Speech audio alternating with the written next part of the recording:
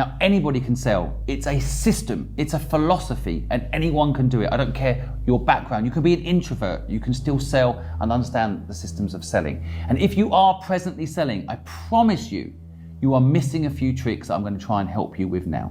First up, how to sell is not what you have been taught. It is not, here's my product, this is how much it is, and this is what it does. The first thing in sales that you need to learn, and the number one thing I learned through the hard way of doing it, is sell the sizzle, not the steak.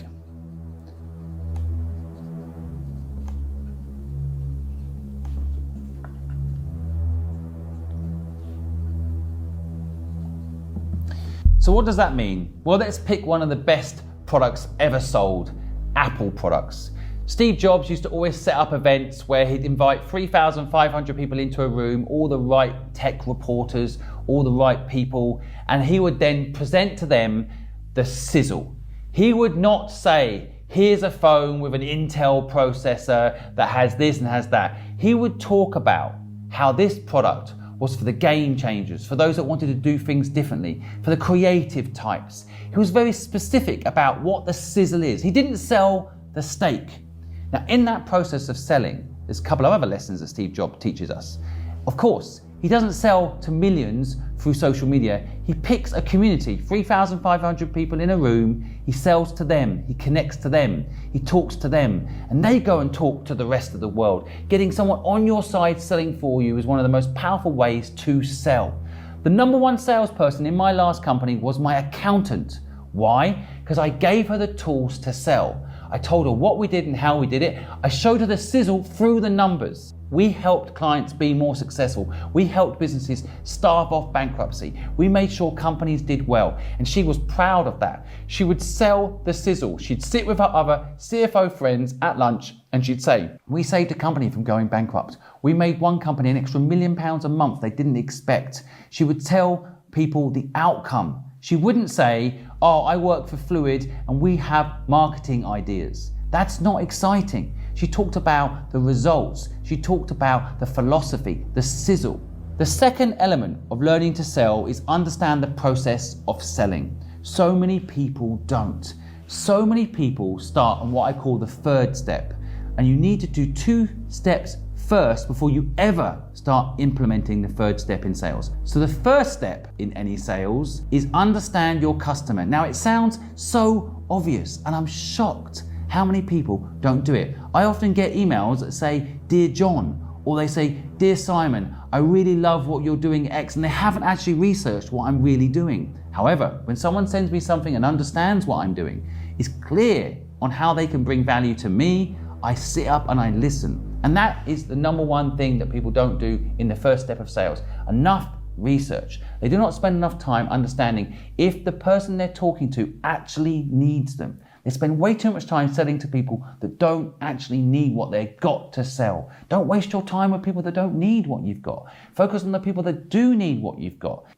First step is, do they need you? Get to know them.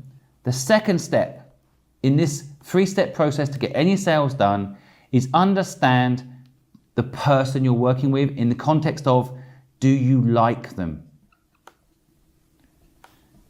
This element of sales is so powerful. If you can have a real connection with the person you're selling to, a genuine connection, not a fake connection, it is something that will help you get through all sorts of difficult times in that relationship. You need to like each other. You need to genuinely like each other. And if you meet someone who needs what you need, but they don't like you and you don't like them, one, the sale probably won't go ahead. But even worse, the sale might go ahead. Then you'll be working with someone that doesn't like you and you don't like them. If they're rude, they're abrupt, you go out for dinner, they're rude to the waiter. If it doesn't appeal to you, drop them. Do not work with these people. It might be hard, you might want the revenue, but I promise you will not build a business that will last if you sell to the wrong people. So, first step, do they need you? Do you need them? Second step, do they like you? Do you like them? If you do these 2 things well, the final step, and let's call it the deal, it will happen. Because if they like you and they need you, they will work with you to make a deal happen. I have done enormous deals Every single time in my career, I've done the first 2 steps right, it's no problem. In fact, I have said how much I would like for, say, example, a contract, and that client's come back to me and given me even more, told me the budget, given me insight into how to make sure we get the work. So it's so important to not just go in there cold with what you've got to sell, but go in there understanding the person and making sure it lasts. If you follow these 3 steps, I promise you, you'll get every single sale done. Now, there's one more final thing I want to tell you about sales. You've got to think long term. There was a study done by Harvard. They analysed the best salespeople in the world. And the top 50 salespeople in the world would, on average, approach someone to get a deal done 5 times. They would send them an email, for example, and then a few weeks later they'd send them a follow-up email, and then maybe they'd send them a brochure or contact them through social media. They would basically contact maximum of 5 times before they would actually consider that lead dead. And that was their mistake. And we're talking about the leading salespeople. But the top 1% of salespeople, which it turns out I am one of these people. I didn't know it at the time. I now know it looking at the research. The top 1% of salespeople do something very different. When I started Fluid, I wrote down all 50 companies that I wanted to work with in the building of this business. And there were big names on there. And from day one, I built a system to reach out to them by hook or by crook in some way every single month. For example, at Christmas, I would wish them a Merry Christmas, send them a card. Chinese New Year, I'd send them something. When I learned something about their industry that I thought could be useful to them, a bit of research, I would send it to them.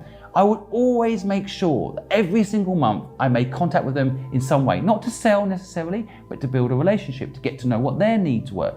In some cases, I got those clients quite quick, but in the majority of the businesses, it took me, for example, 9 years to get some of those companies on board.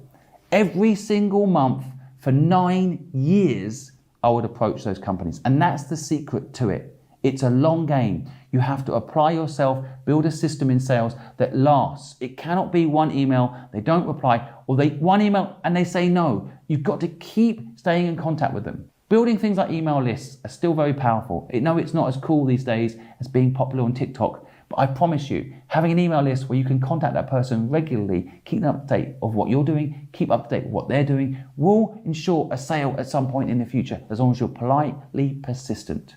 I promise you, you follow these rules in sales, your life will change. I would add, in sales, people don't bring their personality into the mix enough. You've got to be yourself, be honest, be authentic. In sales, it's not about selling someone a car that doesn't work. That is bullshit. That is how people are projecting what sales looks like. Sales is about selling someone a car they actually need. I have seen in my own life, when I've gone to buy a car, the best salespeople tell me, you don't want this car, you want that car, in another showroom where they don't get the commission. I've actually had that happen. And when I saw that happen, I hired that person, because that person is thinking long term. They're not trying to sell me a car to make the commission. They're building a relationship with me, and that is what you need to do to